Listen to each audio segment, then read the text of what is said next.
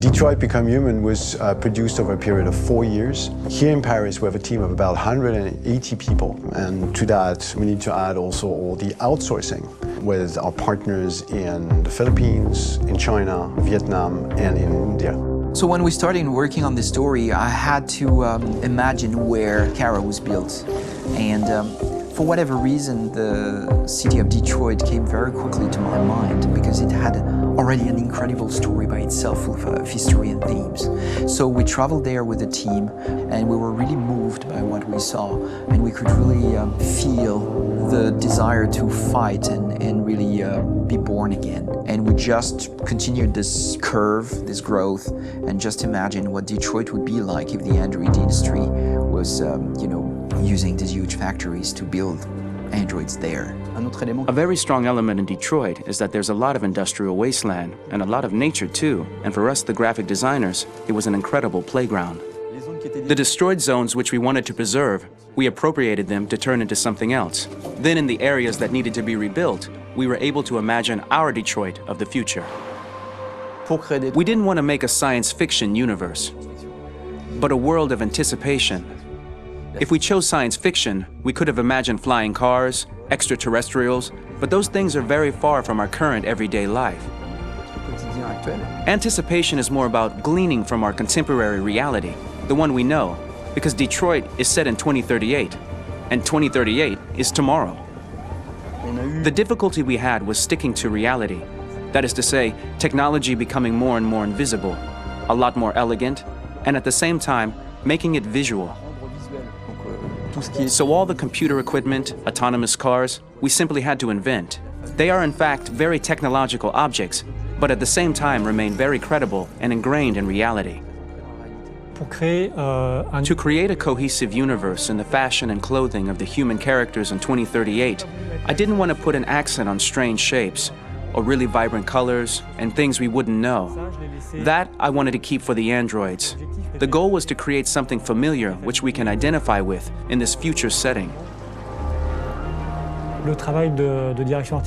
Working on the artistic direction for the androids was a bit special because this is a project about the place they could occupy in the human world.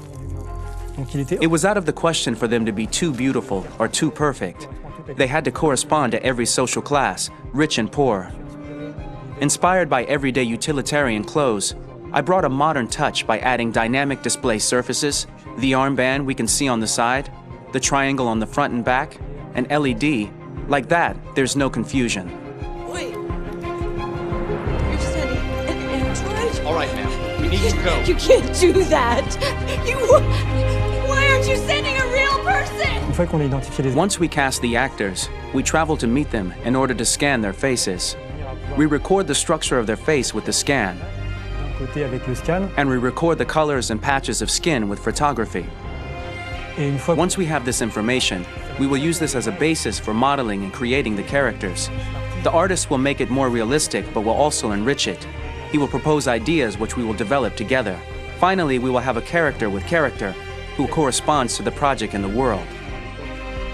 When the actors come to Quantic Dream, we show them the design, what their image will be, and what they will look like in the game. This extra information gives them another dimension and color to connect with emotionally. It helps them think about how to play their character. Your mission. That's all you care about, huh? You should consult a professional who can help you. Beat it, you hear me? Get the hell out of here! So there are 3 types of shoots at Quantic Dream. Shooting and performance capture, where you capture the whole actor, his voice, his face, and his body. These shoots are obviously done with American actors because the game's original version is in American English.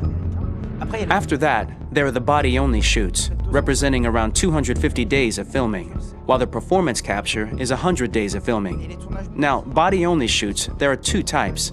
There are the action shoots and the technical shoots, which are mokit shoots. Mokit is when the player controls a character on the screen, and he moves in an environment to explore it. This is of particular importance at Quantic Dream, and therefore we shoot a lot to offer a unique context for each scene and each character. To prepare a motion capture shoot, we first get together to look at the sets we need, the animations that we want to shoot, which ones need to be grouped together, or which ones need to be cut and shot at another time, so that we get the most out of the shooting day. This often means shooting scenes out of order, especially those with big props or accessories, like a big car, for example. So we shoot all the animations related to that particular prop first.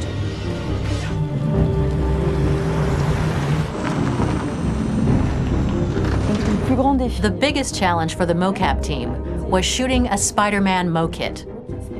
We had to build a wall and attach an actor to a harness with cables so we could pull him up and render him climbing. The shooting on this game total took about, I would say, more than a year, maybe 1 and 2 years, with about 300 actors on set, so it's quite a massive production. But so much happened on this set, between the stunts and the shootings with a little girl and all these great actors that we had. It was really a very, very memorable journey for the team and for myself.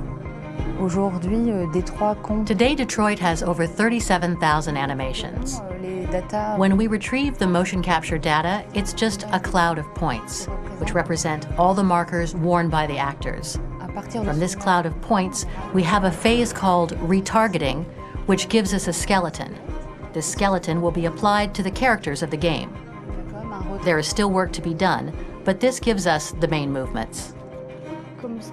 Since we are working on something very realistic, we must recognize the actor and also recover all the emotion he expresses in his performance. We use a system of facts, an identity card for each actor. We make the actor do a whole range of facial expressions. Then we recover all the expressions and paste the animations on a puppet that Jan has prepared. I then recover and refine these poses. I might stretch the lip, reinflate a cheek, tiny details that make the finished product really capture the actor. Because of the nature of our mocap system today, when we receive the animations, we're missing eye movements, and so the character has that dead look. He really has no eyes, so then it's a big part of the work for the animators to find the regard of the actor in relation to his position, in relation to the body, etc. It was crazy when I saw the newest model for Kara, because they've been working on it, and this was the first time I literally jumped in my seat. It not only looked so much like me, it was the fact that it looked so lifelike. It wasn't that it looked just like it was a camera, it was something else, you know, but it looked alive. It's exciting, and it's kind of terrifying. Game after game, we learned the rules of optics and filming, and our goal with Detroit Become Human was to have cameras that would actually emulate the optics of a real physical camera. So basically dealing with real-world imperfections was our main task, and just to make cameras look as real as we can.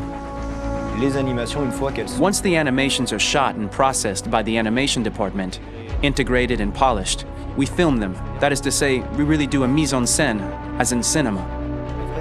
The real difficulty of our job is to know if these cameras are telling us something. Are they in the emotion of the scene?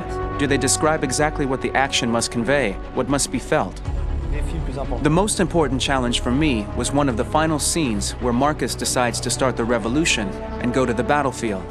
Very quickly, we imagined this to be a huge sequence shot. We wanted the feeling of a cameraman running behind us, while showing Marcus, the androids who help him, the person shooting at us, etc. Above all, it was necessary to say to oneself, this scene is very violent but does not glorify war. On the contrary, that war is something improbable and absurd. It was really a fun challenge. The idea was to say we have 3 characters. We would like each of them to have a specific cinematography. We wanted Kara to be much more filmed with some kind of handheld camera, to have something very living, very breathing. For Connor, we wanted something very cold and very perfect. And for Marcus, we wanted something epic and spectacular. So it was about the filming, but it was also about the photography. So we worked with a director of photography to give each character a different lighting, different key colors. Each of them would have their own worlds. And finally, we worked with the composers, so they would create a specific sound for each character, so each would have his own world and his own style.